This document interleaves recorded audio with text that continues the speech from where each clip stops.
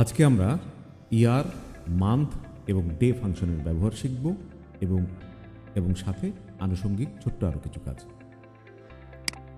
এখানে আমাদের ডেট বসানো আছে, বিভিন্ন ফরম্যাটে আছে, বিভিন্ন এখানে 2 অক্টোবর 2012, এখানে 21/2/1952, এখানে 4/4/20, এখানে ডিসেম্বর 01, এখানে বিভিন্নভাবে আছে। এখানে যদিও ডেটটা নাই, এখানে ডেটটা না থাকলে অটোমেটিক একটা ডে ও ব্যবহার করবে।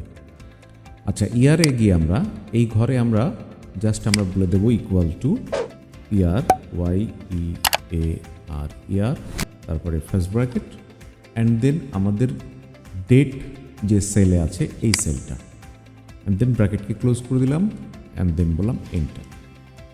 দেখুন এখান থেকে শুধুমাত্র 1952 এই ইয়ারটাই আসছে। এখন এভাবে ড্র্যাগ করে অথবা এইখানে ডাবল ক্লিক করে ডাটা ফিলটা করে দেব। ঠিক এমনিভাবে খুব সহজে আমরা ইকুয়াল টু সাইন দিয়ে লিখব month, MONTH, month, first bracket, এই সেলটা A1 সেল, দেন আমরা ব্র্যাকেটটা ক্লোজ করে আমরা বলবো এন্টার। এখানে এই যে 2 মান্থ এটা দেখাচ্ছে। তারপর আমরা ডেতে এসে আমরা লিখব equal to day, first bracket and এই ডেট অ্যান্ড ব্র্যাকেট ক্লোজ, আমরা এন্টার করে দিলাম। সো এখানেও আমরা ডাটা ফিল করে দিই, এখানেও আমরা ডেটা ফিল করে দিই। এই ঘরে আমাদের কিছু নাই, কিছু থাকলে আমরা ক্লিয়ার কন্টেন্ট করে দিই। ওকে, আমরা এখানে এই সেলটাকে টান দিয়ে আনব, আমরা লিখব ইকুয়াল টু A2, এন্টার। এখন থার্সডে কথাটা আসছে এখানে, এই সালের এই মাসের এই ডেটে থার্সডে হয়। যদি থার্সডেটা এভাবে না এসে শুধু এরকম নাম্বার সিলেক্ট থাকতো তাহলে হয়তো নাম্বার এসে যেতে পারতো, এরকম কোনো নাম্বার। তো এক্ষেত্রে আমাদের কাস্টম শেপে গিয়ে এই নিচের থেকে ডি এই 4টা ফরম্যাট আমাদের সিলেক্ট করতে হবে।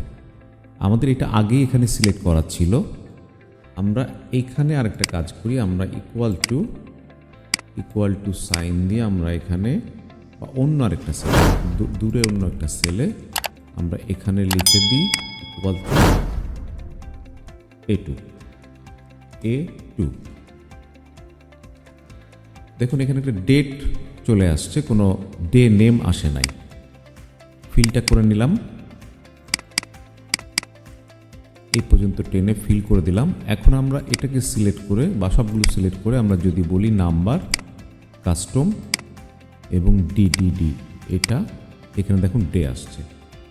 আমি ক্যালেন্ডারটা প্রমাণস্বরূপ আপনাদেরকে রাখছি এই কারণে, যেটা 4 মাস 4 তারিখ 2020 সাল, মানে এপ্রিল মাসের 4 তারিখ 2020 সালের ডেটা ছিল স্যাটারডে।